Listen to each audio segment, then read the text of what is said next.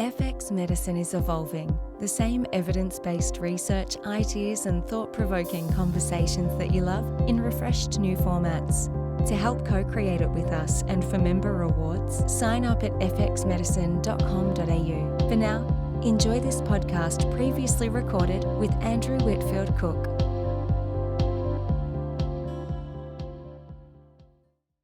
This podcast is intended as healthcare practitioner education only and is not a substitute for medical advice, diagnosis, or treatment.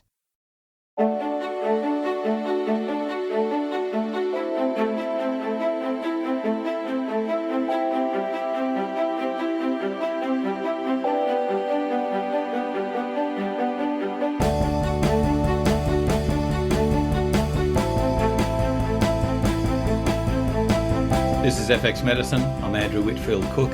Joining me on the line is Dr. Mike Armour, who joined NICM in 2016 as a postdoctoral research fellow with areas of interest in women's health. Welcome, Mike. How are you?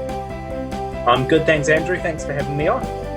I don't want to get into a long bio, but just recap for our viewers a little bit of your history and where you've come from, because you've got areas of expertise in natural health as well as bioscience, correct? Yes, yeah. So I started off with a honours degree in biomedicine many years ago, and then since then I trained as a traditional Chinese medicine practitioner, so an acupuncturist and a herbalist, and then I did my PhD at Western Sydney in I finished it in 2016, and that was in acupuncture for period pain, and then since then most of my research has been on women's health, with two main areas: endometriosis and primary dysmenorrhea.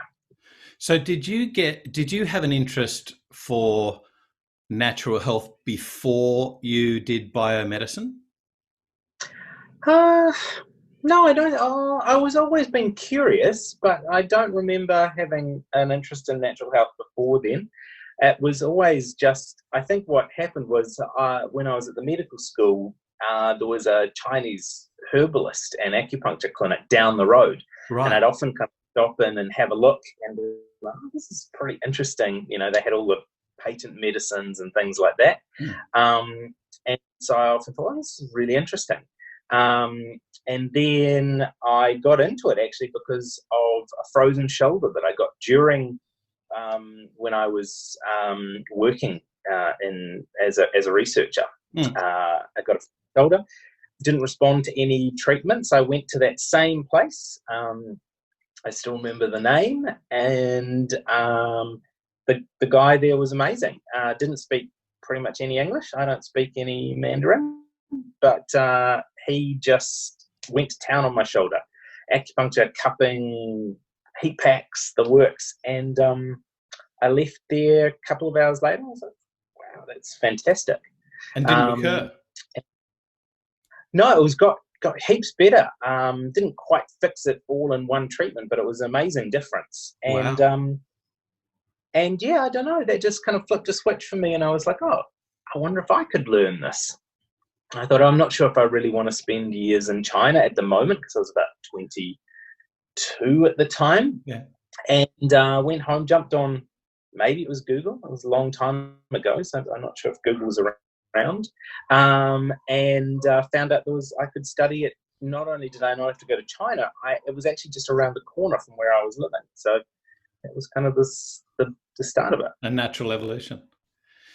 So today we're going to be talking about the evolution of research in endometriosis. There was a segue, wasn't it? So to take us through your current research areas. Sure. So we've got a few current ones at the moment.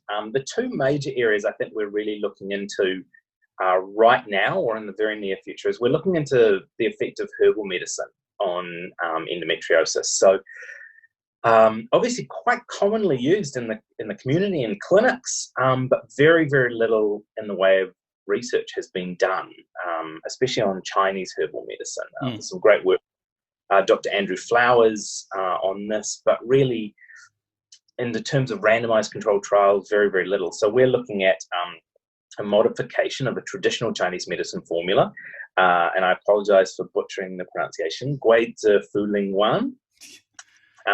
Just blame it on my Kiwi accent.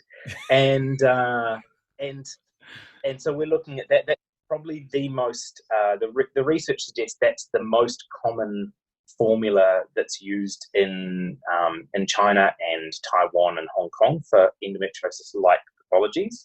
Yeah. And so we're looking at a modified version of that and how that affects women with endometriosis. So that's a randomized, double-blind, placebo-controlled trials.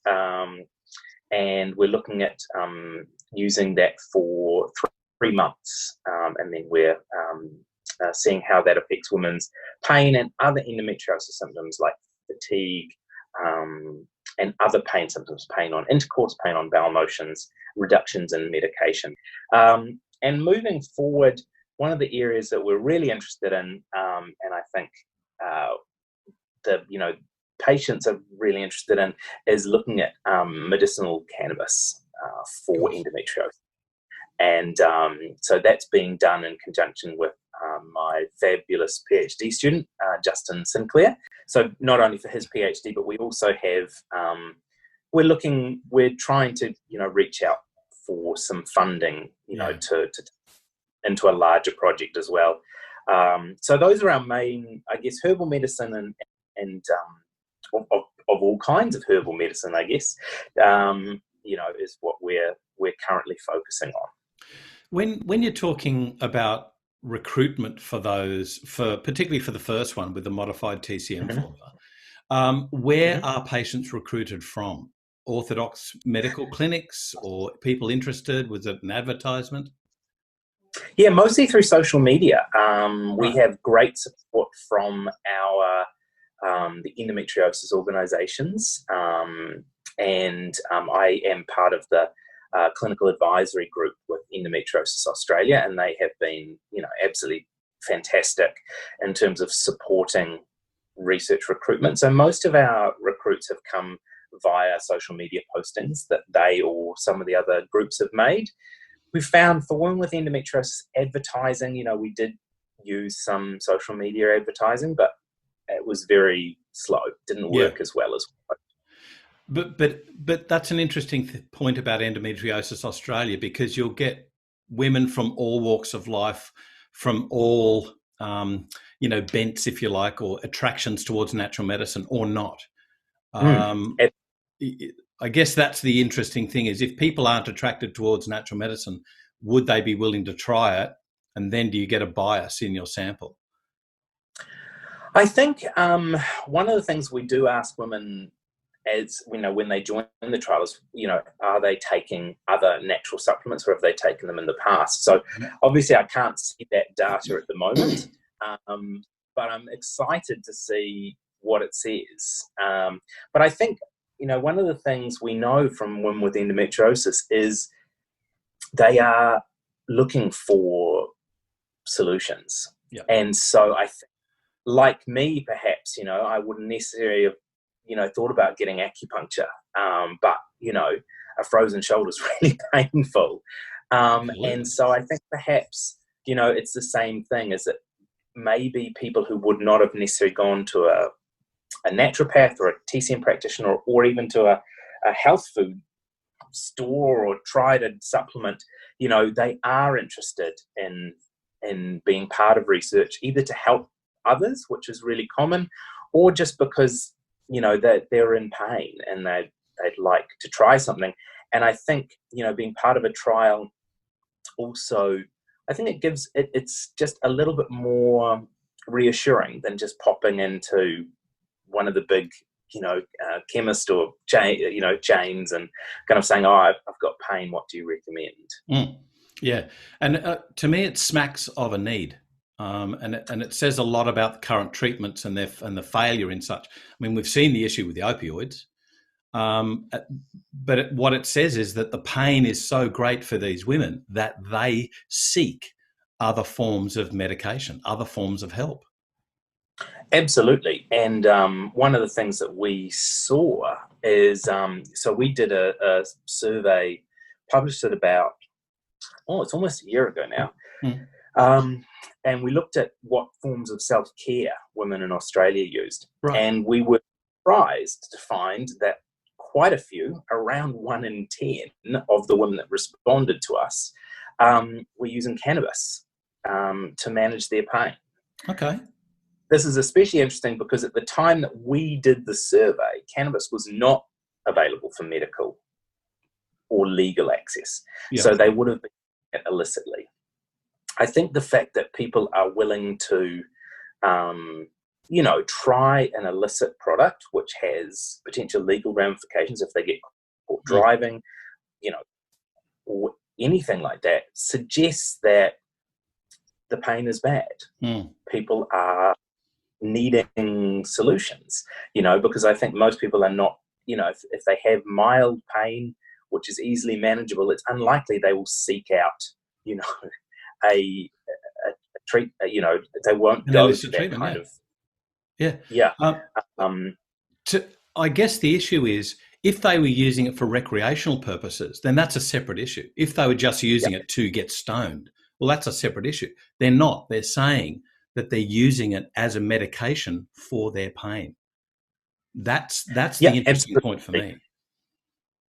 Yeah, absolutely. And, we've done some other research which hasn't been published yet, not only in women with endometriosis, but also in women with primary dysmenorrhea. I say it enough, you'd think I'd be able to pronounce it. It's New Zealand accent. That's what I just blame everything on that. And what was interesting is that women weren't really using it recreationally. They were saying, well, I never really enjoyed, a lot of women, funnily enough, were saying, I never really enjoyed it, recreationally. And some say, I don't even really like the high, but what I do like is the pain relief. Well, let's talk a little bit about that, the THC versus CBD.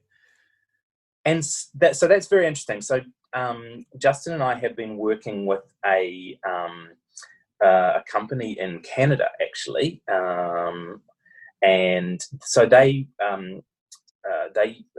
make an app that is used to log medical use of cannabis. And this data is from America and Canada, where it's legal for this use. And so they've been very kind. We've entered into a research partnership with them, and they've actually allowed us access to this data on women with endometriosis. And so I think we have around 13,000 individual sessions, where they've used cannabis. It's a lot of data. That's a lot of data. So we're working. It is, and thankfully we're working with a biostatistician, and they are helping us. We have actually crunched the data, or they've crunched the data. I can't take any credit for that. And it's been very interesting. What we were looking at was exactly that. Can we pick out areas that we should be exploring further? So one of the big ones, obviously, is what's the importance of THC versus CBD? Because CBD products, especially in places like America, are available, over the counter from a lot of these stores. I was in Colorado last year for a conference unrelated to cannabis, and you could buy CBD vape pens,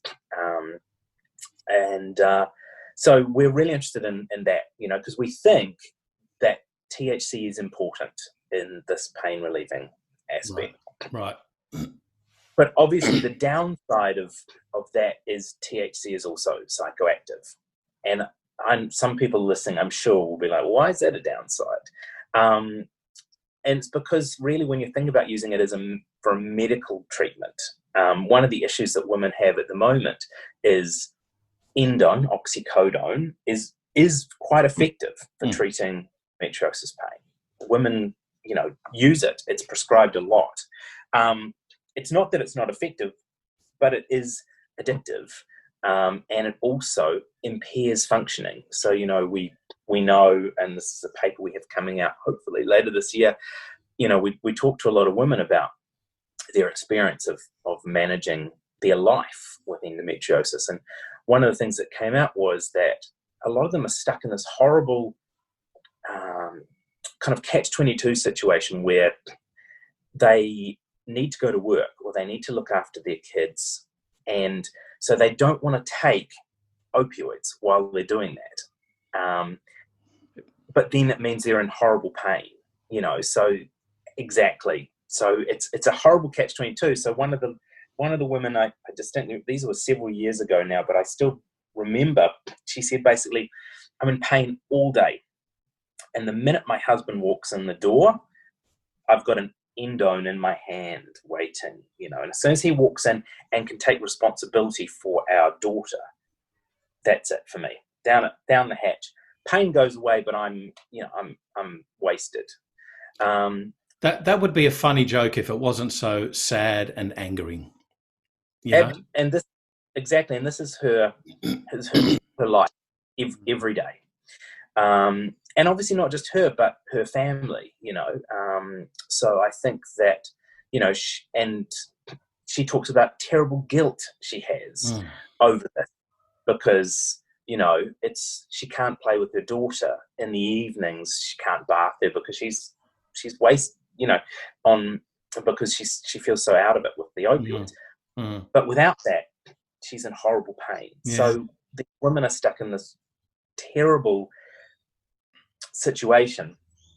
So while I've got a lot of hope for medicinal cannabis, one of the things that we are worried about is, can we find a way for it to be effective without the high? So these women aren't put in this, again, terribly difficult situation where they have to choose between pain and functioning.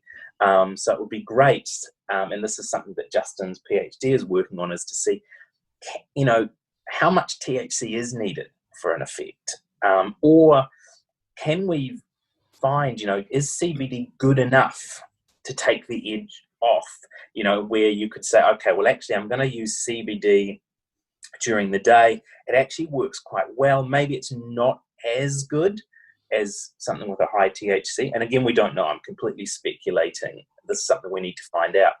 But even if we could find that CBD works 70% as well as a high THC blend, it gives women choices, and so there. Wouldn't it also be great if we could find out all of the effective medicaments, including herbal, pharmacological, acupuncture, so physical therapies as well? Wouldn't it be great if we could find out, A, what works and how well, so that we could stratify them? I mean, wouldn't it be amazing if we could use, let's say, a herbal medicine and acupuncture as a baseline, knowing that it's safe and effective for X%, and then you could add in, your normal analgesics, NSAIDs or paracetamol, and then THC, and then, wouldn't that be great if we could have a guideline to help? What's the guesstimate of affected women in Australia? So probably around 750 to 800,000. This is just, it's mind-boggling. Absolutely. It's mind-boggling that it's taken till, 2018, late 2018, when there was almost official recognition. If this was a male issue, it would be out there, mate. Absolutely. And unfortunately, even then, it's wonderful that we're getting funding, but $9 million sounds like so much. It really does to a layperson. You're like, 9 million. But for researchers, that's 4 or 5 research projects. And when we think of diabetes and heart disease, dementia, these are all really important areas. Yeah, obviously. But it's hard as an endometriosis researcher not to look at their funding and feel very jealous. Yeah. When it's 10 times, 20 times or more, what we are working with. And I think things are changing, but it's very slow. And I think, this is one of the major areas we have is we do need, like you say, obviously everyone with endometriosis wants a cure. And that's hugely important to focus money on that. But equally important, I think, is to recognize that even if we found out tomorrow what causes endometriosis, say there's one single cause, which doesn't seem likely, No. and it can be identified, it's a particular, something that can be switched off with a drug. We're still looking at 5 or 10 years between that discovery and, a drug going on sale. Generally, we still need to think about how are we going to control women's pain for that 5 to 10 years. So I think, it's still really important to make sure we are improving quality of life while we're searching for this very important cure. So I know that we haven't got the real answers that data will prove, but what's your indication? What's your feeling of what tends to work for women at the moment? So we're going to publish our paper on acupuncture very soon, I hope. And that showed really promising results. It was just a feasibility study, so we need to be cautious about, talking about things in solid terms. But there is other research out there to support acupuncture for endometriosis seems to be really effective. And we're talking in terms of reductions of 40-ish% in pain scores. Wow, okay. So, this is, it is effective. I think the downside for many women is just the cost. And this is something that, and this is the same issue with medicinal cannabis, unfortunately. Yeah. It's, it's hard to afford these things, especially when we know that women with endometriosis are financially impacted anyway. They're often having to work part-time. They use up all their sick leave. They might be denied promotions. They might have to stop work altogether. So I think it's, so I think acupuncture looks very promising. If there's a way that we could figure out to deliver it in a cost-effective manner, and I think that's something that, as acupuncturists, we need to think about. I like and in the past I've offered a community-style clinic where there's heavily discounted rates come in. There's 5 or 10 beds or 5 or 10 chairs, and you can get treatment for a much lower rate. Because the frequency of treatment seems really important for endometriosis. Often we don't think about it, but acupuncture, there's definite evidence that it has a dose effect. It doesn't work by magic. It works physiologically.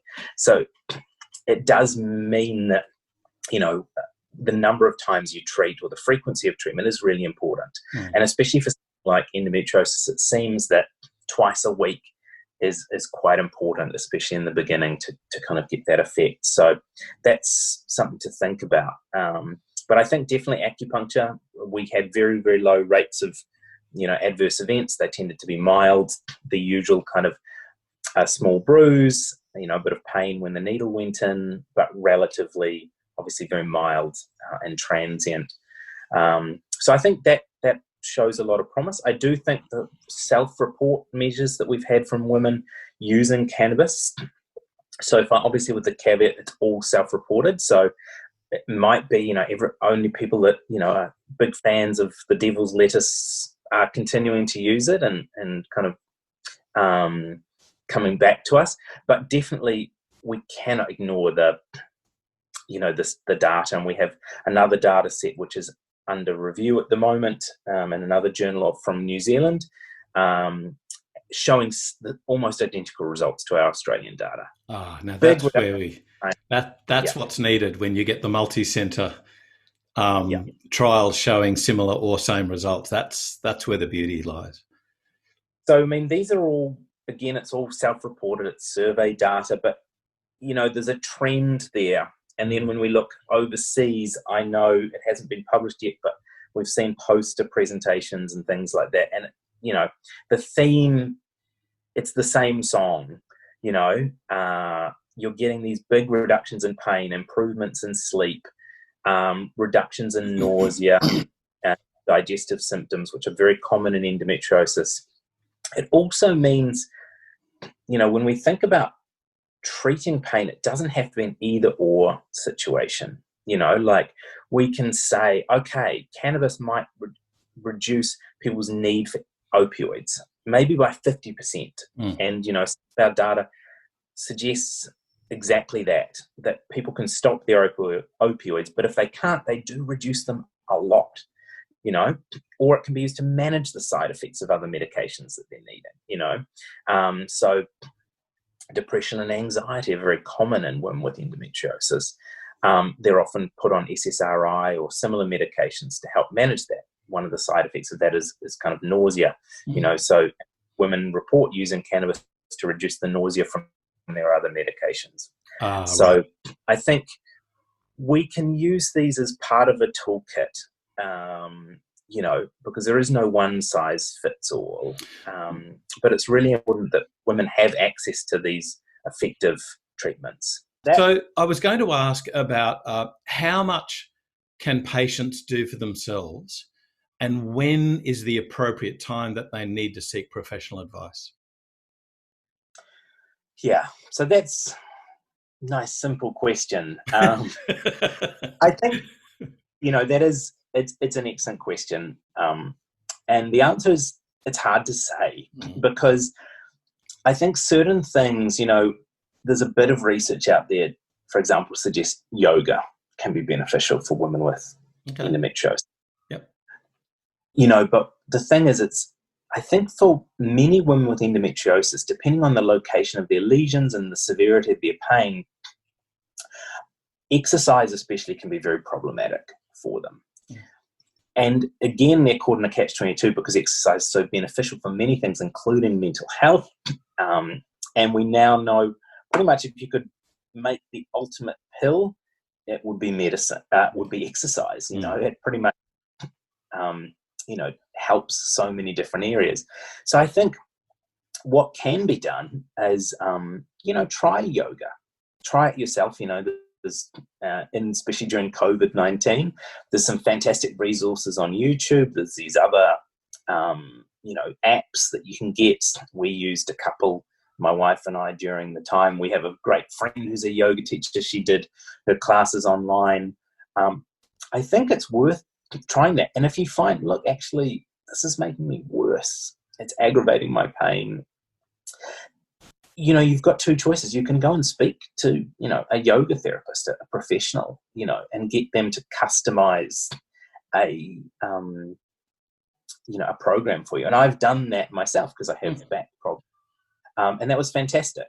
I find it hard to use kind of over-the-counter, quote unquote yoga. Yeah, which it kind of is now. You can jump on any of these apps and be like, okay, I've got 20 minutes, and they'll be like, right, here's, Barry, he's going to take you through 20 minutes of, and for many people that's great. But I think, we need to also think of it as, yoga therapists are, experts in this area, and they can, obviously customize it to you, what responds well, which can't be done so easily at the moment through an app. Same with diet. We know many women with endometriosis try different diets. Right. And we have another paper coming out on this. I'll give you the spoiler is that it doesn't seem to matter what diet people use. They seem to feel better on the various diets. And again, this is self-reported data. Right. But I think when we think about it, it does make a bit of sense, is that most of these diets, it's about paying attention to what you eat, whether you eating vegan, whether you're eating keto. You're unlikely to be able to pop to McDonald's or KFC, and eat there. You generally have to think more about what food you're putting into. So I think that, that's one of the things is that, by paying attention, most people's diet probably improves. They're probably eating more unprocessed food, they're eating more vegetables. That's not to say certain diets don't have more evidence for them, and certainly one of the areas which seems promising is the FODMAP diet. Right. And actually some researchers got some money as part of the recent $9 million to actually investigate how well the FODMAP diet works. Looks very, very promising, with the caveat that the FODMAP diet is not designed as a lifelong diet. No. It's designed as a symptom, to treat symptoms. So, and we know when we analysed the data from our participants, what they said in the kind of, when we gave them, free text to talk about it, was that FODMAP was great for their symptoms, but bad for their social life. So it was a balance. Very hard, like if you have to eliminate all these. And so we need to think about, okay, so how do we transition people to a diet that works? And at the moment, the honest answer is we don't know what that diet might look like. And some women report fantastic results with, going vegan. Others report fantastic results with going keto. Others report great results with going dairy-free or gluten-free. Mm. So we just don't know. But we do know that diet, obviously, like many other conditions, seems to play a role in symptom management. Do you think... Sorry, you go. No, I was just going to say, and again, this is where going to speak to a dietitian or a nutritionist could be really valuable. Diets are probably one of the major areas where if you're on Instagram and you look good in a bikini, you can give advice. And I do. Maybe, no. Yeah. No. I mean, Pete Evans, I don't know if he wears a bikini, but, one of the things is it's very tempting to take advice from, people. But I think, again, we need to value the expertise of people that have studied, these things and speak to someone about, a plan that they can customize for you. Again, same with yoga. I think often with natural therapies, just in general, we tend to sometimes downplay expertise, and we think, well, we can read a blog or we can watch a YouTube clip, and it's not a replacement, especially in women with endometriosis, because they have very complex pathologies. They often have a lot of comorbidities, migraines, IBS-like symptoms. They're all very, very common. And so I think it's worth investing, some time and money in, going to see a professional. Yeah, I think it's really interesting that Sue Shepherd devised that diet. She is celiac, and she devised that diet to be the low FODMAP diet, not the no FODMAP diet. And this is where people's switch mentality comes in. Rather than managing something and saying, okay, I have to restrict or lower something, it's bad, all bad. Yeah. Wrong. This is where you need to speak to somebody who's appropriately trained and educated in that area. Yeah. Well, what about though the concept about empowerment that you're talking about? You say that women sort of choose their own diets. And one of the issues that's overarching endometriosis is that women aren't listened to. Diagnosis is late along the path where disease has progressed, pain has progressed. I mean, it's just a sad situation. It's a sad medical situation. And so we need appropriately trained medical practitioners who listen to women's issues and don't box them. So is part of this issue empowerment of women, that they feel listened to? Absolutely. And I think we need to be careful, because we want to empower women. We don't want to put all the responsibility on them. A good point. So I think, and the reason I say that is because someone said that to me, and I wish I could remember who it was. They're smarter than I am, because I was talking about all these resources, that we're making for women. And there's these fantastic programs which are being done, educational programs, and just amazing. But I think we also need to say, all right, we can't say if we just educate women, that'll fix the problem. Absolutely, we need to empower women with good knowledge about their health. But when they go and see their doctor, they can be very empowered and they can still not be listened to. So we need to attack the problem on multiple fronts. And I'm happy to say that that is definitely happening in Australia. As part of the recent National Action Plan for Endometriosis, there's a huge amount of money, time and effort being put into improving the quality of education around women's health, for doctors, training, ongoing training. And I think I'm hoping it also will just be, unfortunately, some time for people's attitudes to change. Because like you say, the research clearly shows, and, we have some more, again, papers coming out on this, women are not listened to, they present to the emergency department in severe pain. They're told, one that I remember is one of them was told she had an ingrown hair from shaving her bikini line, which was causing her pain. Others were told they had a UTI. Makes you want to scream. I'm sorry. It's just, and a part of it is just, there's a lack of awareness, of what, endometriosis is, I suppose. But again, I think it also reflects a systemic problem. Of women's pain is marginalised. It's not listened to. There's some fantastic research done by Professor Jane Usher and my friend Dr. Alex Hawkey around this. Women are positioned as hysterical, and this has been going on for a long time. Such a misogynistic term, isn't it? It is. Well, even hysterical, the word. It's, and women, we might not use the word in, hysterical in medical notes or anything like that, but the principle, I would say, is still there. It's the pain, is all in women's heads. And I don't mean that in the actually scientific accurate term that pain really is in everybody's heads. But, the idea is that it's being overblown, it's not that bad, and,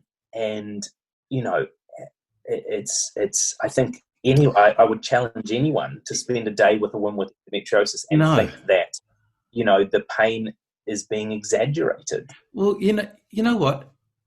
If a health professional dictated to the patient what their pain was and was not, isn't that tantamount to assault? Because in my memory, it is the right of every patient to adequate pain relief, and if that is denied them, that is assault. Well, I am not touching that with a 10-foot pole, but I actually wonder if we should empower women on that one. I did want to make a call out, Mike, too. You were talking about education before, and we really do have to make a call out to the fantastic work of Donna Chicha and Professor Jason Abbott and others, but of Endometriosis Australia. I mean, that is an organisation that has browbeaten the Australian government into waking up. Yeah, look, and obviously I can't speak highly enough of Endometriosis Australia, and especially Donna, who, in the interest of full disclosure, is a great friend of mine. She is tirelessly working, and really, I don't know, even looking at other academics, and we have problems with work-life balance and working too much, but I know very few people who work like Donna does. She's a driven woman.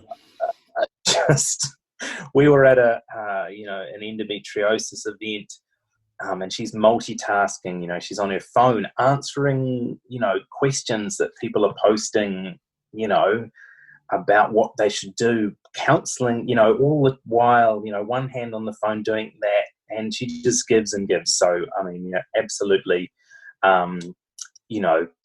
without these advocacy groups and the effort that they put in, who knows where we would be. But I think I would feel very confident in saying we wouldn't have a national action plan, we wouldn't have $9 million. And, for all of my complaints about it not being enough, we wouldn't have, I think without them, we wouldn't have $9. So we need them cloned so that you can get multiples of $9 million. Absolutely. I think if we could clone Donna, that would be quite useful. Heaven help Canberra. Yeah, I'm sure that I think the government would put a stop to. They'd be running to hide. Yeah. But yeah, look, Mike, you're doing fantastic work on so many different fronts, from the sort of sociological aspects to the physical medicine, and how you and indeed every natural and medical practitioner can help women who are affected by endometriosis. I thank you so much for taking us through at least a snippet of what your research is entailing today. And we need to give also a call out to those other researchers who are involved. Of course, Justin, my great friend, but there are many others behind the scenes working tirelessly to help women with endometriosis. Look, absolutely. Australia is hitting it out of the park, and as tough as it is for me as a New Zealander to say nice things about Australia or Australians, there are so many fantastic researchers here, and we are all passionate and driven, and I consider these people friends and colleagues. They're working so hard on different areas. We've all got different expertise, but everybody's working towards the same goal, which is, improving quality of life of women with endometriosis, looking for a cure, looking for better management, looking for earlier diagnosis,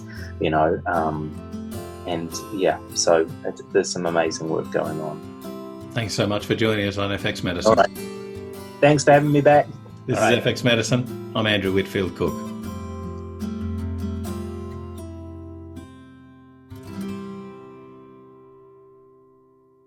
Thanks for listening. To make sure you never miss an episode, subscribe to us on YouTube, Apple Podcasts, Google Podcasts, or Spotify. You can also let us know what further topics you'd like us to cover by contacting us through our website, fxmedicine.com.au, or by connecting with us on Facebook or Instagram.